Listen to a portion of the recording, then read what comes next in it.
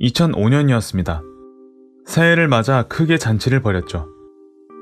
행사가 끝나고 사람들은 들뜬 마음으로 집으로 돌아갔습니다. 하지만 그날 저는 씻을 수 없는 상처를 갖게 됩니다. 지적 문제가 있던 아버지가 2살이 된 저와 태어난 지 14개월 된 동생을 커다란 난로 속에 던져버렸기 때문입니다.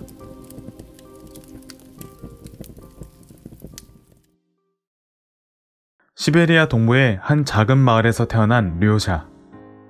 희망이라곤 찾아볼 수 없는 이 마을은 알코올 중독과 가난에 찌든 사람들이 가득했습니다. 류샤의 아버지도 마찬가지였습니다. 그는 각종 중독 문제와 정신질환을 앓고 있었죠. 2005년 새해를 맞아 가족들과 함께 기뻐하던 것도 잠시 그는 정신착란을 일으키고 자신의 아이들을 난로 속에 던져버립니다. 14개월이 된 류샤의 동생은 불이 타오른 난로 속에서 그대로 목숨을 잃었습니다. 하지만 류샤는 어머니에 의해 겨우 목숨을 건질 수 있었죠. 그는 머리와 어깨, 팔, 폐에 치명적인 화상을 입었습니다. 상태가 심각해 전문 의료진의 도움을 받아야만 했죠. 그러나 안타깝게도 류샤의 가족은 치료비를 감당할 여력이 되질 않았습니다.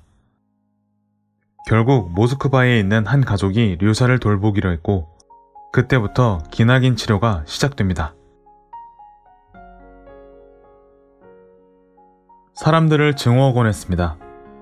제 모습을 보며 겁을 먹고 때론 동물 바라보듯 쳐다봤으니까요. 고통 속에서 영원히 벗어날 수 없을 거라고 생각했습니다. 수술 때문에 많은 나라를 돌아다녀야만 했는데 그때마다 모든 사람들의 관심 대상이 되었거든요. 하지만 심리학을 공부하면서부터 놀라운 일이 일어나기 시작했습니다. 세상을 이해하기 시작했고 삶을 바라보는 눈이 조금씩 바뀌기 시작한 겁니다. 저는 더 이상 제 삶을 그리고 호기심 가득한 눈으로 바라보는 사람들을 원망하지 않습니다.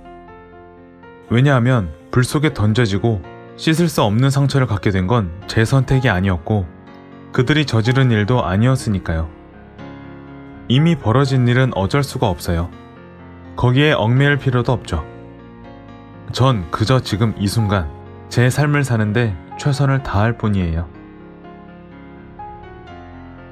이제 16살이 된 류샤는 심리학을 공부하며 자신의 과거를 잊고 성숙한 마음과 눈으로 세상을 바라보기 위해 노력하고 있습니다. 그를 난로 속에 던진 아버지는 최근에서야 교도소에서 출소했는데 류샤는 먼저 아버지에게 손을 내밀어 직접 그를 만나기도 했고 편지를 보내기도 했죠. 류샤는 이미 오래전에 아버지를 용서했으며 단 한 번도 그를 증오한 적이 없다고 합니다. 그 누구도 탓하지 않고 원망하지도 않아요. 전 그저 그 무엇도 두려워하지 않는 강한 사람이 되고 싶어요. 화상을 입은 사람들은 대개 불을 두려워한다고 해요. 하지만 저는 오히려 불을 좋아하죠. 불의 따뜻한 온기가 제 마음을 녹여주니까요. 저도 한때 불을 두려워한 적이 있어요. 하지만 두려움이라는 감정은 저를 더 나약하게 만들 뿐이었어요. 두려움을 안고 앞으로 나아갈 때 몸도 마음도 더 강해질 수 있다는 걸 깨달았습니다. 불사조라는 신화 속 새를 아시나요? 그 새는 스스로를 불태우고 제 속에서 다시 태어났습니다. 그리고 오늘날 불멸, 영원의 생명으로 상징이 되었죠.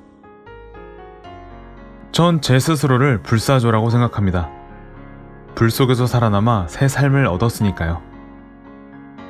앞으로도 세상을 보는 이 아름다운 눈을 가지고 삶을 사는 데 집중하고 싶어요. 모든 상황을 끌어안고 계속 나아갈 겁니다. 강한 정신력과 따뜻한 마음으로 하루하루 삶을 사는데 최선을 다하는 류샤. 그는 오늘도 삶의 의미를 되새기며 한 뼘 더 성장하고 있습니다.